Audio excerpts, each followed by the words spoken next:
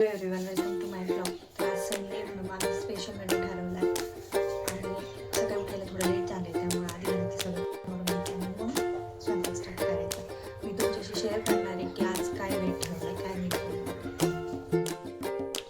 आधी चिकन स्वच्छ धुवून घेतलं आणि मग त्यामध्ये अद्रक लसूण पेस्ट, दही, हळद आणि मीठ ह्या सगळ्या गोष्टी टाकून त्याला छान मिक्स करून घेतलं आणि जवळपास अर्धा ते पाऊण तासासाठी मॅरिनेट करण्यासाठी ठेवून दिलं. आज मी फर्स्ट टाइम मटन ट्राय करणार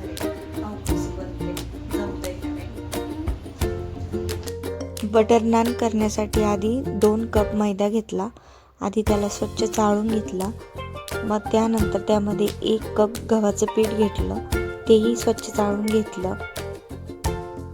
मग त्यानंतर त्यामध्ये 1 स्पून किंवा 1 चमचा साखर घेतली, बेकिंग सोडा घेतला 1 चमचा आणि मग त्यानंतर खायचा सोडा घेतला 1/4 चमचा.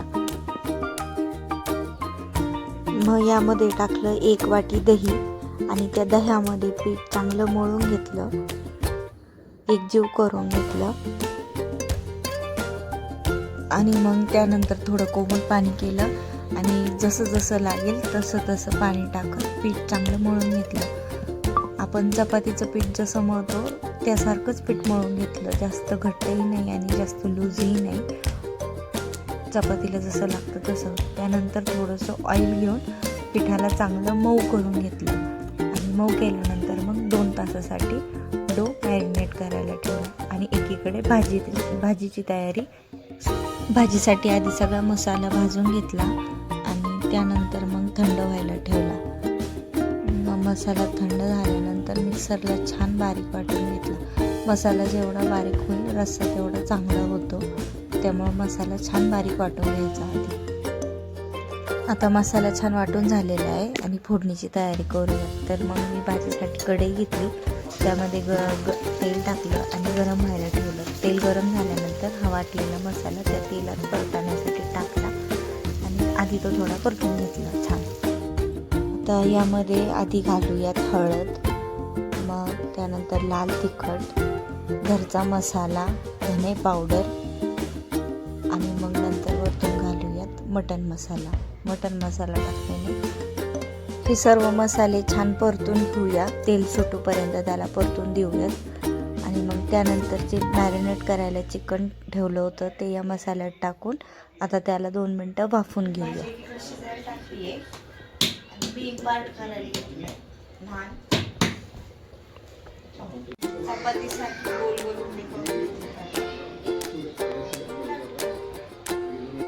तर नान लाटण्यासाठी आधी पोळपाटावर थोडा मैदा टाकून घेतला, म्हणजे मग ते पीठ पोळपाटाला चिटकत नाही आणि मला काही नानचा शेप जमत नाही, मग त्यामुळे मी गोलच चपातीसारखं लाटलं.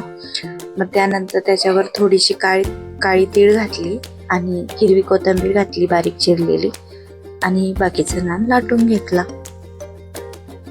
आता मस्त असा नान लाटून तयार झालेला आहे, त्याला भाजून घेऊया.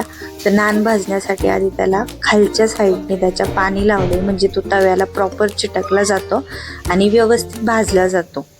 तर पाणी लावून तव्यावर साधारणतः 1 मिनिटापर्यंत असं भाजून द्यायचं आणि मग त्यानंतर त्याच्या दुसऱ्या साईडने त्याला पलटी करून भाजायचं, म्हणजे तवा उलटा करून आपण भाकरी जशी भाजतो त्या पद्धतीने.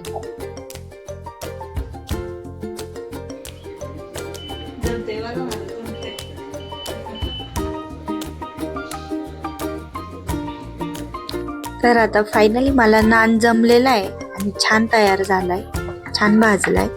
आता त्याच्यावर मस्त बटर लावूयात, म्हणजे छान टेस्टी लागल. हा माझा फर्स्ट ट्रायच होता नान बनवण्याचा आणि चांगला झाला, म्हणजे काही वाया नाही गेलं. ही गोष्ट मात्र चांगली झाली. अशी नान केलेली आहे. जमले बायकोला जमले. आणि आता दुसरीकडे भाजीलाही मस्त उकळी आली आहे आणि भाजी शिजली आहे. तर असं होतं आजचं आमचं दुपारचा मेनू. मस्त छान ताट सजवलेलं आहे आणि हे माझे सासरे आहेत पप्पा. त्यांना आधी विचारलं जेवण कसं झालंय, छान झालं म्हणले. जेवण झालं आणि आता कंटाळा फायनली सगळं